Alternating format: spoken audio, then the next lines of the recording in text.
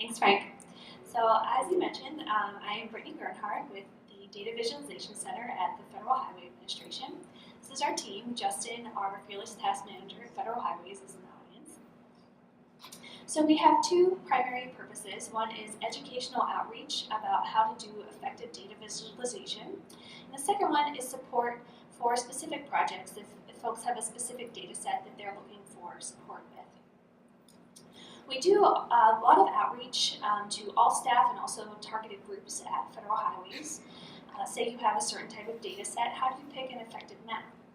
You have a certain data set, how do you pick an effective chart? These things, they're not necessarily intuitive. Maybe you're hired for a different skill set, you're great at finance, you're a great materials engineer. So it's always important to have support with data visualization, which is just a bit of a different skill set. And there's a lot of data available. As Frank mentioned, there's a lot of hefty reports that are out there that aren't always read.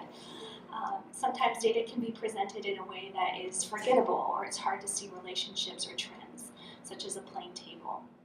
But if you want to communicate with the public, maybe you want to communicate with a lawmaker, their time is short, and they want some help finding what the message is, what's the trend, what are the relationships. So visuals are really important because they can be processed 60,000 times faster than reading text. It's much easier to look at a line chart and see the trend than to read through a table. And visuals can be hard to make successful. Say you have a lot of data, you're really familiar with it. It can be tough. Charles Latimer mentioned step one, know your purpose. That step is skipped with alarming frequency. So it's important to know what is your message, what do you want to convey in a succinct manner for your visual, especially if you're trying to grab someone's attention. We do use some fancier tools. We use R, we use JavaScript, Leaflet was mentioned, we use that. We also try to use simple tools.